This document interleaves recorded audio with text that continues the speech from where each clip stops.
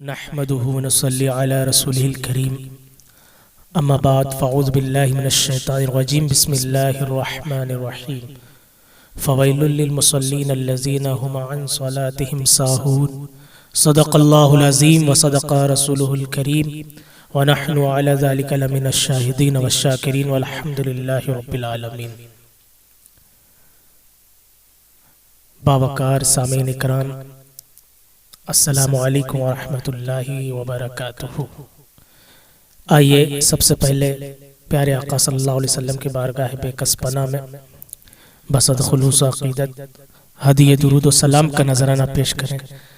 پڑھیں اللہم صلی علی سیدنا مولانا محمد بارک وسلم، صلاۃ و سلام علیک یا رسول اللہ صلی اللہ تعالی علیہ وسلم۔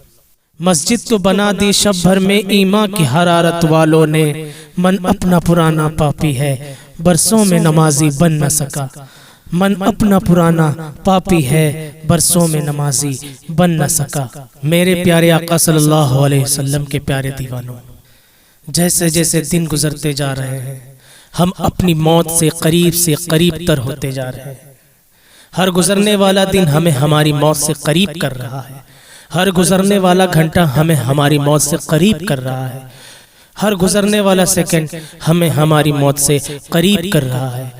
اور موت وہ ہے جو محبتوں میں ہجر و فراق پیدا کرتی ہے، محبوبوں میں جدائی پیدا کرتی ہے۔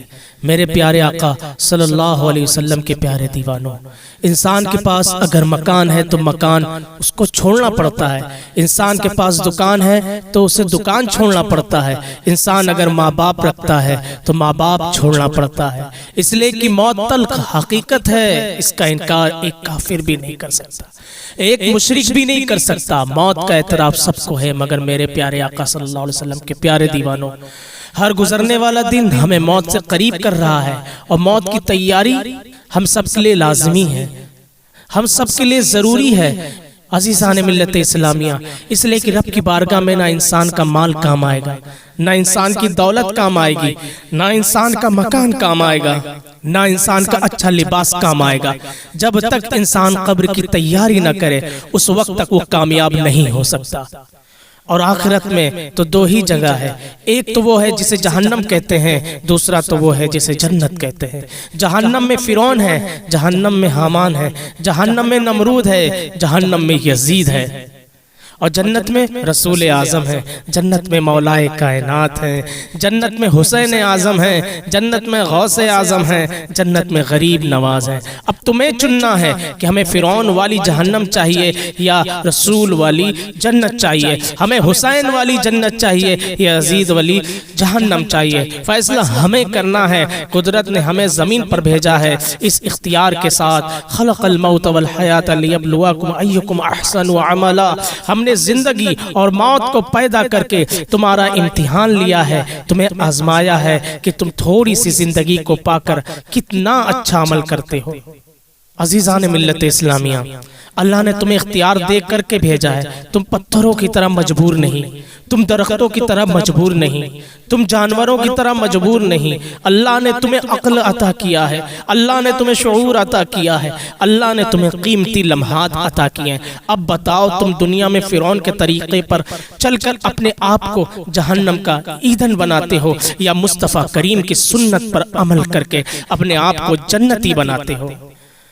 میرے پیارے آقا صلی اللہ علیہ وسلم کے پیارے دیوانوں، بہت سارے لوگ ایسے ہیں جو کہتے ہیں ہم جنتی ہیں، لیکن میں آپ کو یوں بتاؤ، فیصلہ تو قرآن کریم کرے گا، قرآن جو فیصلہ کرے گا اسے سب کو ماننا پڑے گا۔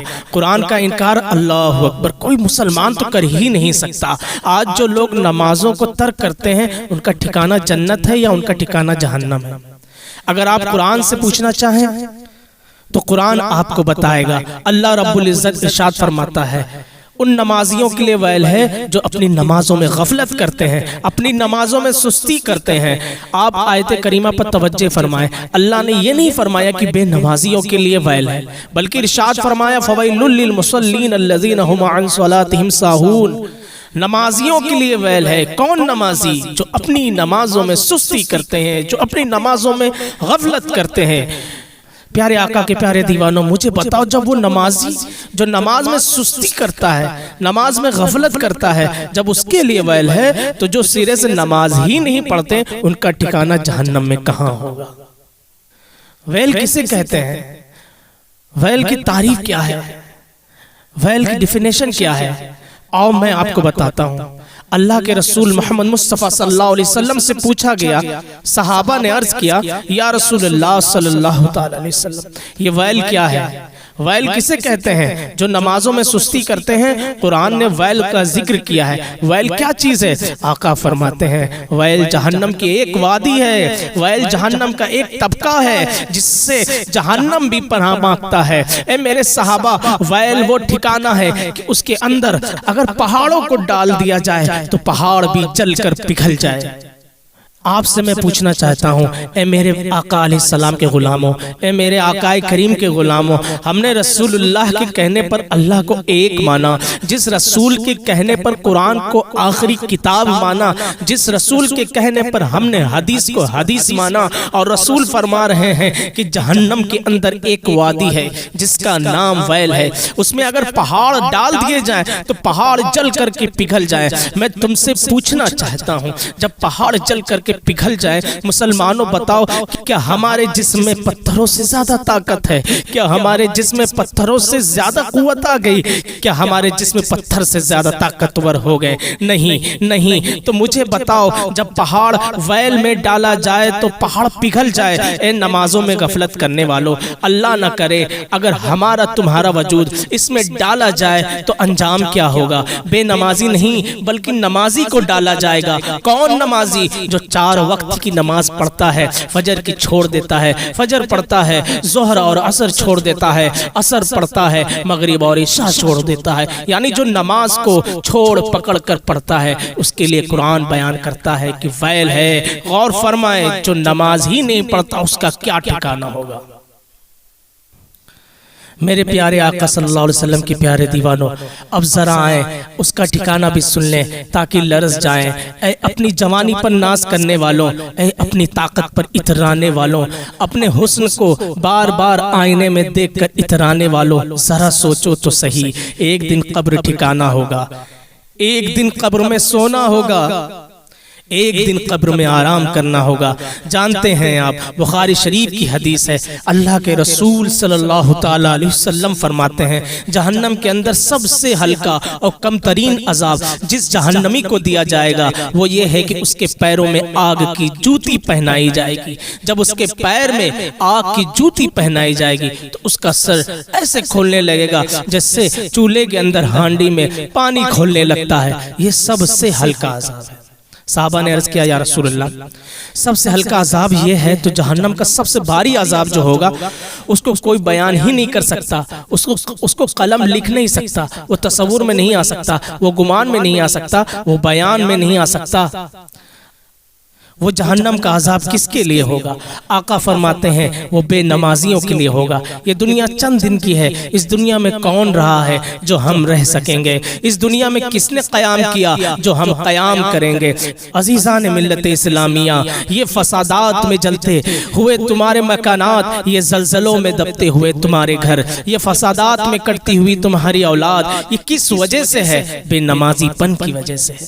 اس لیے کہ میرے آقا فرماتے ہیں کوئی بکری اس وقت تک ذبح نہیں ہوتی جب تک وہ اللہ کی عبادت کرتی ہے، کسی درخت پر اس وقت تک آرا نہیں چلتا جب تک وہ اللہ کی عبادت کرتا ہے، کوئی پرندہ اس وقت تک قید میں نہیں آتا جب تک وہ اللہ کی عبادت کرتا ہے۔ مسلمانوں، بکری عبادت کے لیے پیدا نہیں ہوئی، پرندہ عبادت کے لیے پیدا نہیں ہوا، جانور عبادت کے لیے پیدا نہیں ہوا۔ وہ مخلوق جو عبادت کے لیے پیدا نہ ہوا ہو وہ عبادت چھوڑ دے تو ذبح کر دیا جائے، درختوں کو کاٹ کر جلا دیا جائے، پرندوں کو قید کر دیا جائے۔ مسلمان، تو عبادت کے لیے پیدا ہوا، تو عبادت چھوڑ دے تو تیری دکان آباد کیسے رہے گی؟ تیرا مکان آباد کیسے رہے گا؟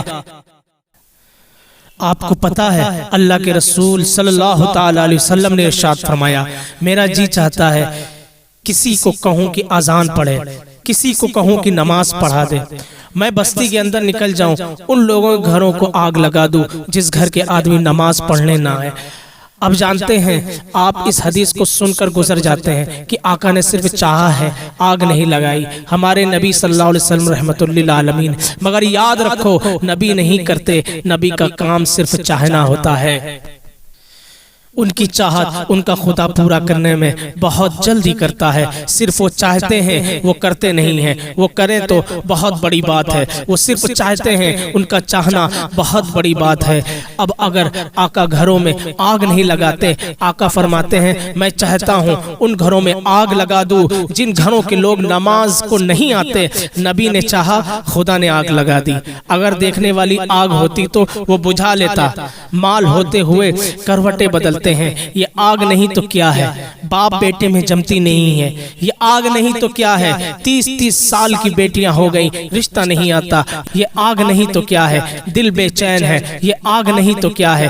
دل بے چین ہے، دل بے قرار ہے، دل بے اطمینان ہے، یہ آگ نہیں تو کیا ہے؟ نہ مزدور خوش ہے، نہ امیر خوش ہے، یہ آگ نہیں تو کیا ہے؟ یہ آگ کیسے بجھے؟ نبی کے چاہنے پر جو آگ لگی، جو آگ خدا نے لگائی، اس سے ہر گھر جل رہا ہے، ہر مکان جل رہا ہے، ہر شخص جل رہا ہے۔ یہ پانی سے نہیں بجھ سکتی، اسے بجھانا ہے تو مسجد میں آ کر سجدے کرو، نبی کی آنکھوں کو ٹھنڈک پہنچے گی، خدا اس آگ کو بجھا دے گا۔